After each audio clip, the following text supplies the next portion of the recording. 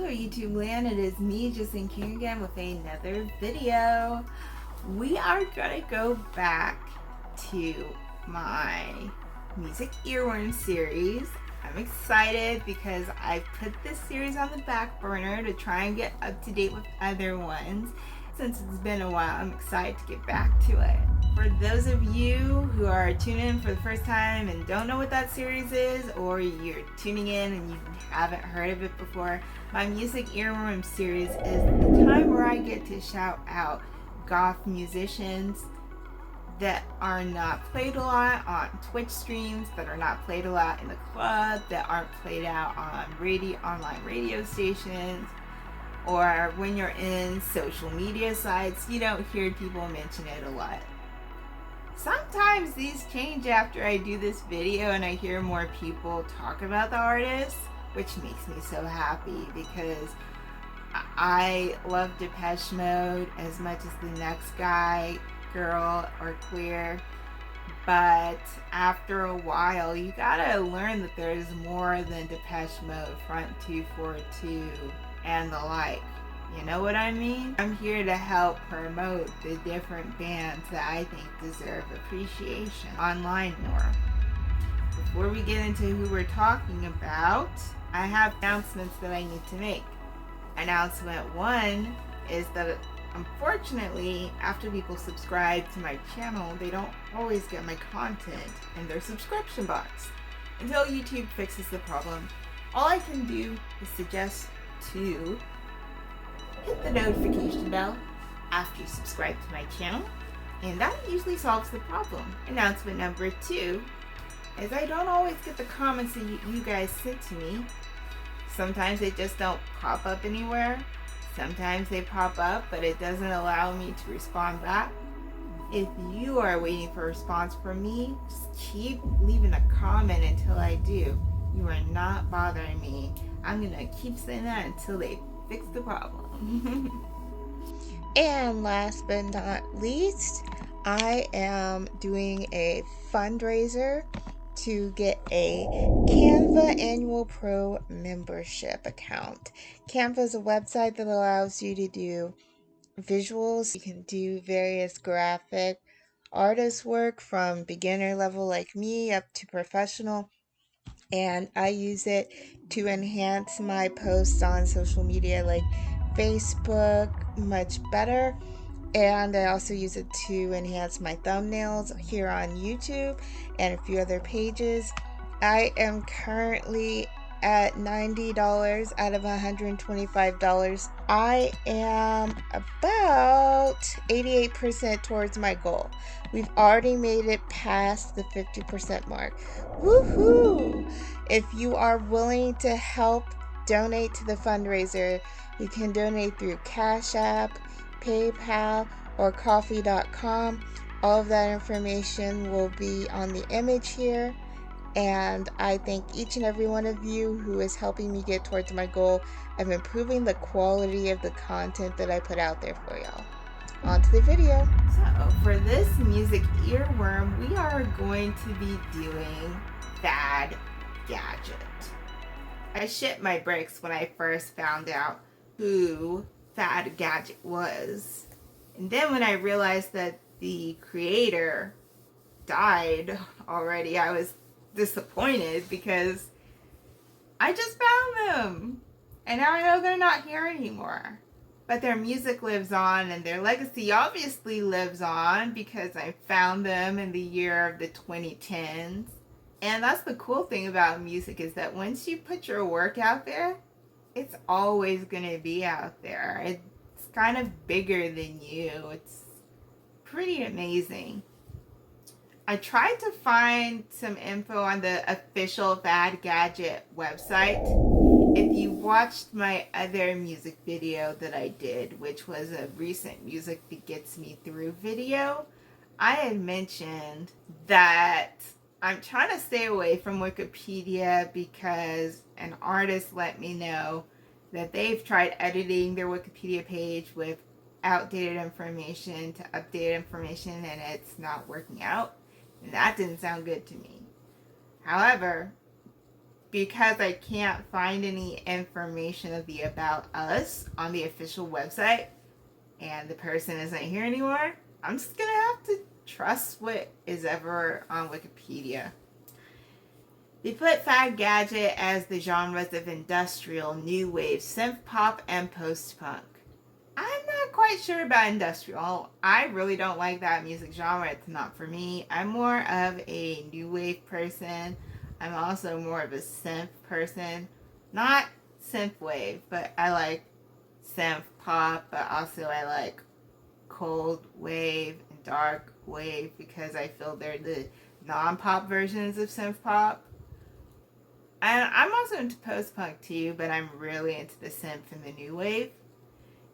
Because I'm into those and I know what some industrial, but not all, sound like, I would only say individual songs might be considered industrial, but I would not consider Fad Gadget overall to be an industrial artist in my mind. Am I wrong? Put it in the comment section below and you can tell me how wrong I am with that identification of the genre that Fad Gadget is under. This is what Wikipedia says, that Fad Gadget is a stage name for Francis Jean Tovey, who is a British person. They say that Francis was an avant-garde electronic musician and vocalist. I highly agree with that. I would call him avant-garde over industrial any day. In fact, you would be able to say avant-garde and take away all these other genres, which are a little more limiting, to be quite frank. They say he was a proponent of both new wave and early industrial music, fusing together a unique blend of pop-structured songs mixed with mechanized experimentation. Sorry about that mispronunciation. I don't know about that. That's what it says. It says that as Fad Gadget, his music was characterized by the use of synthesizers in conjunction with sounds of found objects, including drills and electric razors. His bleak, sarcastic, and darkly humorous lyrics were filled with biting social commentary towards subjects such as machinery, industrialization, consumerism, human sexuality, mass media, religion, domestic violence, and dehumanization, while often being sung in a deadpan voice. I don't know about deadpan. I don't know about this Wikipedia. I feel it's a little shady. I am going to bring this part up on him. I usually do the about me really quick. But Mute Records is a big sign if you're in the goth subculture. If you're in the goth subculture and you listen to these music genres and you're into avant-garde people, you will know about Mute Records. And if you don't know, you probably know a friend or two that knows about Mute Records. Since they mentioned that, and that is a big sign, it's a big note, it's a big light bulb in the community, I'm going to read that part and then go into the music because I know y'all want to hear some of this. It says, signing to Mute Records. Fad Gadget signed as Fad Gadget to Daniel Miller's Mute Records.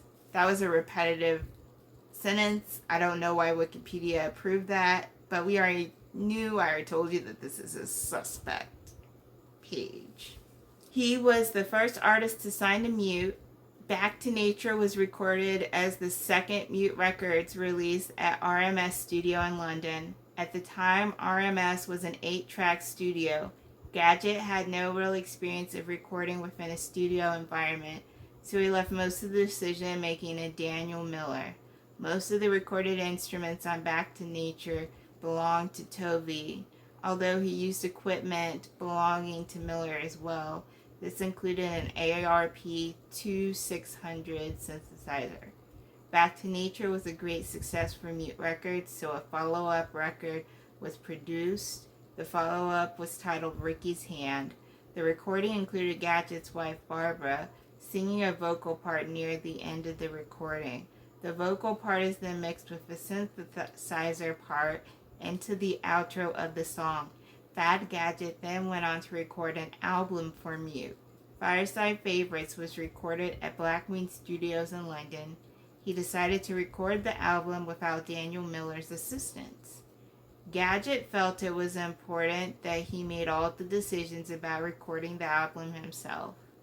Gadget also felt the ideas and concepts behind his live performances were just as important.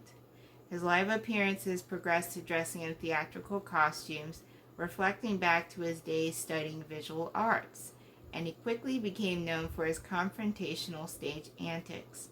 Some of these included covering himself in tar and feathers, swinging his microphone like a whip, leaping backwards into the audience, dancing across bar tables while kicking over people's drinks, climbing up speakers, hanging from ceiling fixtures, pulling out his body hair and playing instruments with his head, often ending up in personal injury.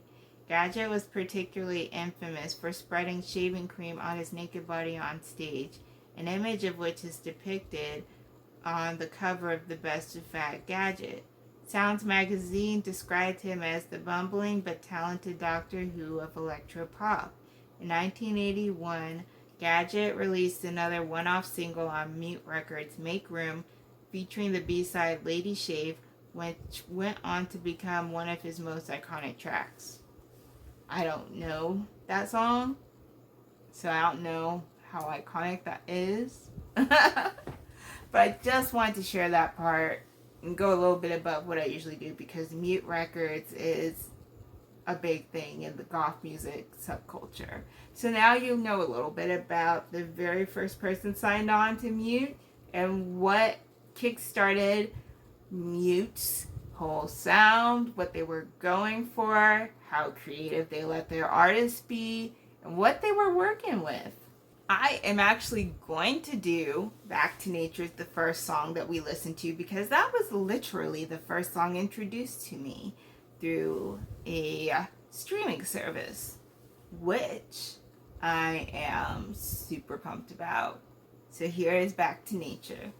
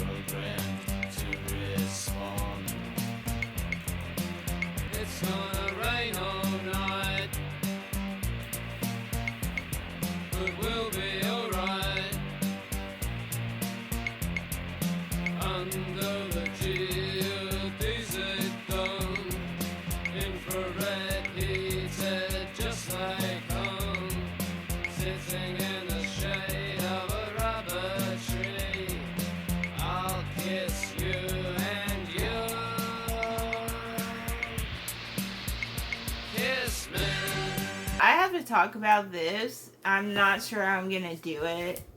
YouTube land will see what happened. I want to bring it up because it just shows how avant-garde he is and what I love about the goth music genre. Fad Gadget created a song called Life on the Line, and I only heard one way that the song was done, and I thought it was that, just it. Okay, cool, Life on the Line, great. Press like, have it saved to my library, go back, sing along. No questions, life on the line. Just sign on the dotted line. You know, just jam to it. But then I found months later that there was another version of this. And then I said, what is going on? And I found that Fad Gadget made 4 different versions of one song and released 4 different versions of one song. And I was geeked at the avant-gardeness that is, because it's so often that people do throwaway singles, right? People just make stuff to fill a quota. But here he is taking the time to do different versions and really make them sound like individual songs. They do not sound one like the other at all, even though they have the exact same lyrics, the exact same flow. They sound completely different, and I really appreciate that. I'm sorry about the mess on the table. I'm sure it was an accident. My hands are made of nitroglycerine. That explains the incident. Fortune built my hopes in daydreams, pages I'd never seen. I'm sorry, you were so disappointed. The contract states quite fundamentally, the undersigned is you lay your life on the line.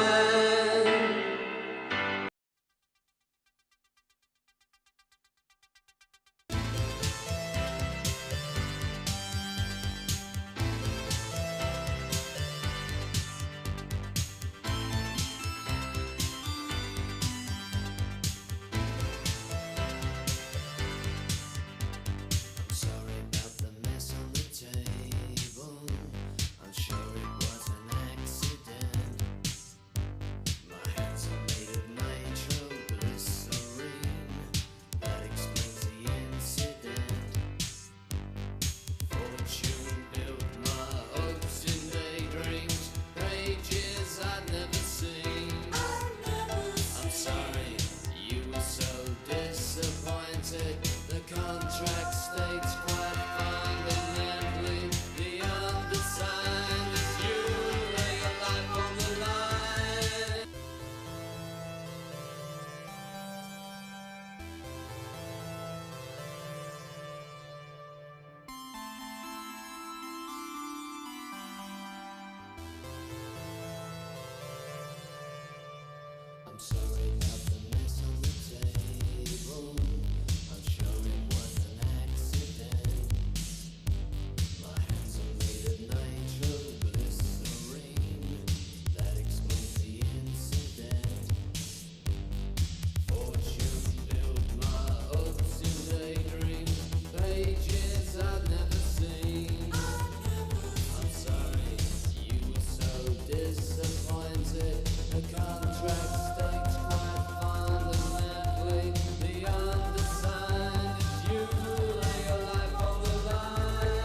It's pretty cool, and it pretty much made my world go, ooh. That is Bad Gadget. This is why you should appreciate him. If you already appreciate him, put him in the comment section below and let me know what your favorite Bad Gadget songs are. If you haven't, I highly encourage that you take some time and pick your music streaming or your album or your CD if you still do CDs. I see people doing more albums than CDs lately. Just pick your version of choice of how you obtain music and explore more of the awesomeness that is Bad Gadget. And until next time, this is me, Justin King. I'll talk to you guys later. Bye, YouTube land.